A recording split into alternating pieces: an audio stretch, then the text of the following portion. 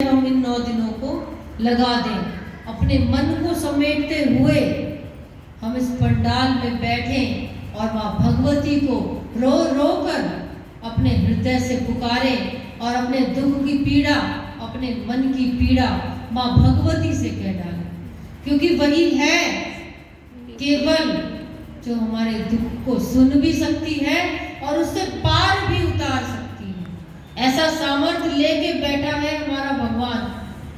हम विश्वास रखें अपने प्रभु पर और कह दे क्या, दोनों हाथ उठा के, मैं तेरी और तू मेरा। फिर देखिए प्रभु कैसे नहीं हमारे दुख को दूर करते हैं। हम करना शुरू करें। तो ऐसे ही वेद व्यास जी जंगल की ओर जा रहे थे और माँ भगवती का ध्यान करते करते सोच रहे हैं कि माँ भगवती की ऐसी कौन सी वो शक्ति है जिसके कारण जीव मोह में पड़ जाता है। ऐसे मोह में पड़ जाता है कि मरते दम तक मनुष्य का जो मोह है वो नहीं हटता। जिसके प्रति मोह हो गया, जिसके प्रति जीव आसक्त हो गया, मरते दम तक उसे वही याद आता है। कि तभी वेद व्यास जी ने गौरैया पक्षी का एक जोड़ा देखा घोंसले के अंदर, कि चिड़िया बार बार उड़ के जाती, कुछ दाना पानी चुग के लाती और अपने बच्चे के मुख में वो डाल देती। कभी वो चिड़ा उड़ के जाता, फिर दाना पानी लेके आता और फिर अपने बच्चे के मुख में डाल देता। जब ये दृश्य वेद व्यास जी ने देखा तो उनकी आत्मा से माँ भगवती के लिए पुकार निकल पड़ी कि हे माँ, मैं तो सोचता था कि मनुष्य की योनि ही ऐसी है जिसमें मोह होता है, लेकिन पशु पक्षी भी इस मोह के आसक्त है, इस मोह के अधीन होकर रह गए।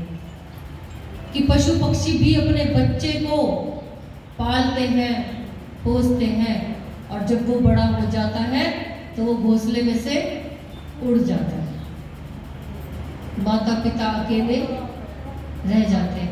फिर भी वो माता पिता अपने बच्चों का पालन पोषण करते हैं। हर समय उनको चिंता रहती है कि मेरा बच्चा कहीं भूखा ना हो, मेरे बच्चे को कोई कमी ना हो जाए। हर तरीके की सुख सुविधाएं मैं इसको प्रदान करता रहूं। तो वेद व्यास जी ने जब ये दृश्य देखा तो माँ भगवती की वे आराधना करने लगे, यज्ञ अनुष्ठान करने लगे और माँ भगवती से प्रार्थना करने लगे मन ही मन की, हे माँ भगवती, हे माँ पराभट्टारिका, माँ जगदम्बिके, मुझे भी एक पुत्र की प्राप्ति करवा दो जो सत्व गुण से परिपूर्ण हो, युगों युगों तक जिसकी ख्याति बढ़ी रहे। क्योंकि मैंने सुना है कि वसुदेव और देवकी माँ को, माँ भगवती, आपने वरदान दिया था कि उनका पुत्र सत्व गुण से परिपूर्ण रहेगा और युगों युगों तक उसका नाम, उसकी कीर्ति इस संसार में फैलेगी। वो ऐसे भगवान कृष्ण ने कर्म किए, हम सभी वो जानते हैं। गीता का उपदेश वो भी युद्ध की भूमि में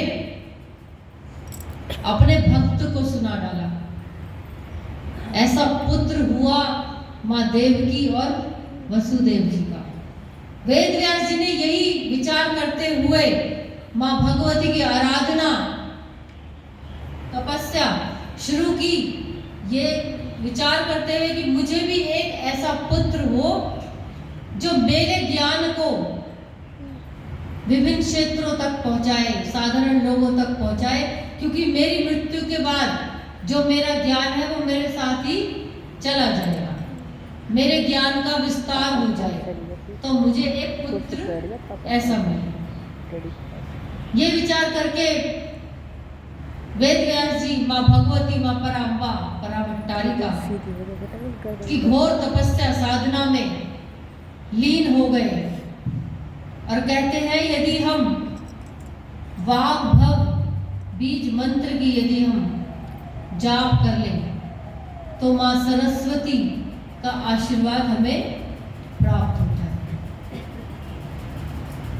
जो स्कूल में बच्चे पढ़ते हैं यदि उनसे हम ये जाप करवाएं कि तुम वाग भव बीज मंत्र की 1 माला 2 माला 5 जितनी हो वो करनी शुरू करो, तो बच्चा कितना कैसा भी हो, जो पढ़ाई ना करता हो, शरारती हो, तंग करता हो, तो उसको माँ सरस्वती का आशीर्वाद प्राप्त होता है। तो यही सोचकर वेद व्यास जी ने माँ सरस्वती के बीज मंत्र से अपनी साधना उपासना प्रारंभ कर दी। और जब उनको कुछ वर्ष बीत गए तब माँ भगवती स्वयं अष्टभुजाधारी वेद व्यास जी के समक्ष प्रकट हो गए। बोलो जगदम्बा मैया की जय। माँ भगवती ने उनसे कहा कि आपकी तपस्या से मैं बहुत प्रसन्न हूं, अब आप वर मांग लीजिए। वेद व्यास जी ने माँ भगवती माँ पराम्बा से अपनी इच्छा को व्यक्त किया और कहा कि हे माँ भगवती, मुझे ऐसे पुत्र की प्राप्ति करवा दो जो मेरे इस ज्ञान को साधारण लोगों तक पहुंचा सके, मेरे इस ज्ञान को फैला सके। माँ भगवती ने वरदान देते हुए उनसे कहा ऐसा ही